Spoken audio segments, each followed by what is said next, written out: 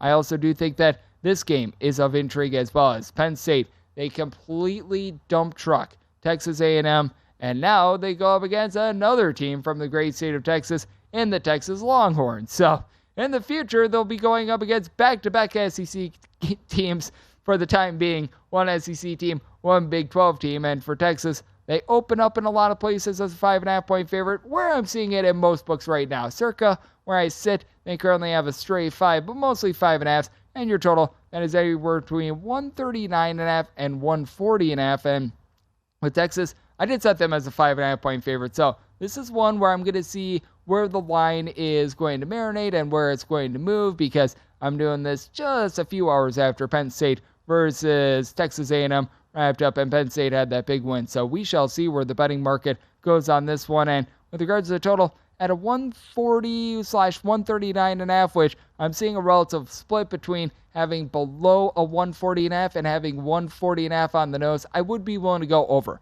This is not a Penn State team that is looking to play super duper up tempo. As a matter of fact, they're a bottom 75 team in the country in terms of total possessions per game. Texas is actually 65th in the country in terms of total possessions per game. They have throttled down a little bit more recently, and they've been able to buckle down with their defense under Rodney Terry. You notice that when they had the coaching change from Chris Beard over to the interim regime as of right now of Rodney Terry, which, by the way, give that man the job, because he has been able to do an absolutely incredible job. He coached at Fresno State for quite a while, was able to do a relatively solid job in the state at UTEP as well, but for Texas, they were struggling a little bit with their defense early on in the month of January. They needed to rein things in. How about the way that they have reined things in? 61 points or fewer surrendered in each of their last 5 games, going up against Colgate, Kansas twice, Oklahoma State, and TCU. I mean, that is pretty stinking impressive from the Texas Longhorns. Now, you've got a Penn State team that they absolutely bomb it from 3-point range. Jalen Pickett deserves consideration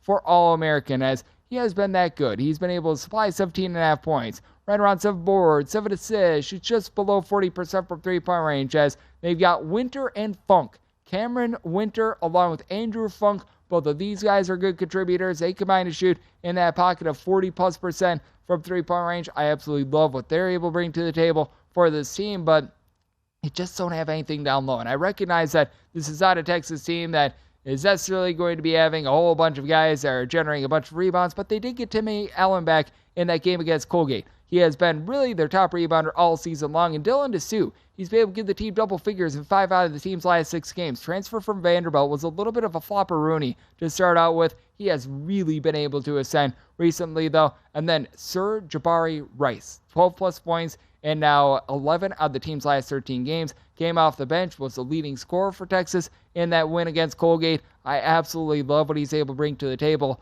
This is going to be a game that all comes down to Texas's 3-point shooting defense. Going into that game against Colgate, they were 84th in the country in terms of opponents' 3-point shooting percentage, and this is a Penn State team that they've been able to do a little bit of a better job on defense. They certainly showed that through against Texas A&M, but overall for the season, they're outside of the top 200 in terms of points allowed on a per possession basis. So anything below a 140, I'm going to be taking a look at the over on, and I'm going to be waiting to see how this spread moves, because the stray 5 that I'm seeing at circa, that is my max buy point on Texas. I am on my handicap being in terms of my handicap, I did set this line at 5.5 myself, so I'm going to be seeing where this moves. If we could get a 5 or less, willing to lay with Texas. 6 or more, going to be willing to take the points with Penn State.